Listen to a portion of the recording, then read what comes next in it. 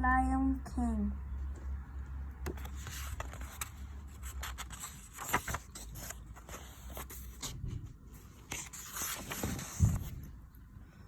Chapter 1. In the moment before the sun rose over the horizon, the African plain was hushed. No birds sang, no animals called. The only sounds were the soft whisper of the breeze as it blew through the long grasses, still green in the early spring, and the distant thunder of the water cascading over Victoria Falls into the fronty pools below. But as the sunlight began to break over the savannah, life began to stir. It was slow at first, barely noticeable.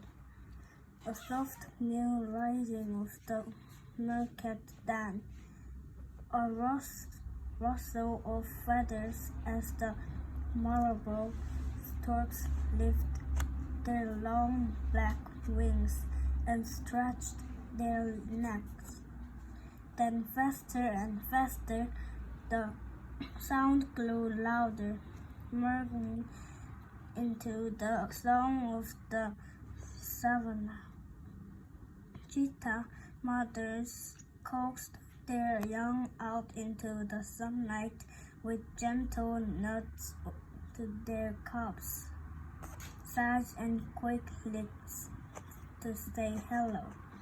A pair of topics trapped their horns in greeting and then turned towards the grassland,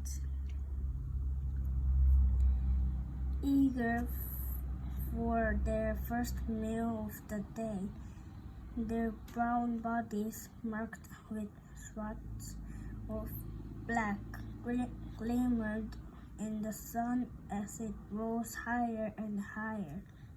Over the open plains, a herd of elephants began to march towards the watering hole, their long trunks swinging the pads of their large feet, leaving deep impressions on the dry ground.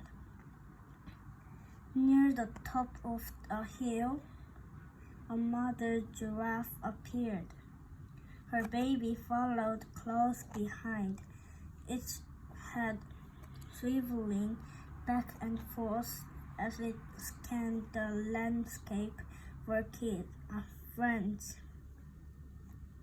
The predators below, on a plain still covered with a thin layer of morning mist, a herd of gazers lived and played, the young ones jumping over brush with abandon, and then spooking as an even larger herd of zebras passed by.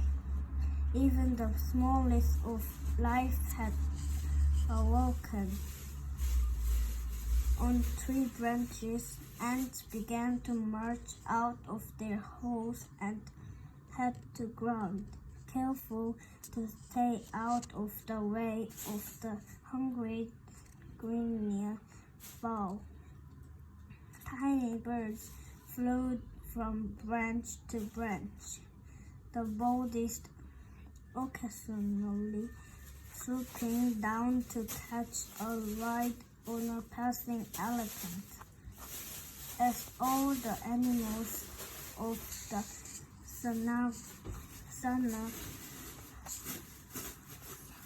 savannah continued to wake, the sound grew to a crescendo until finally it broke and with a loud trumpet from an elephant. But beneath the his was a growing sense of excitement that every animal, from the largest to the smallest, felt. It was why, in almost perfect synchronicity and complete harmony, they began to make their way to Pride Rock. The heart of their part of the savannah, Pride Rock was where Mufasa, the giant lion who had led the land for years, and his pride of lions lived. And on this day, he would introduce his kingdom to his son. It was a tradition that had been upheld for generation. Mufasa's family was well respected. He was a fierce and mighty lion, but he was kind and he treated everyone from the ants to the antelope as important. In return, he had earned the respect of every animal family in the Pride Lands, and now they would show their respect by greeting his new son.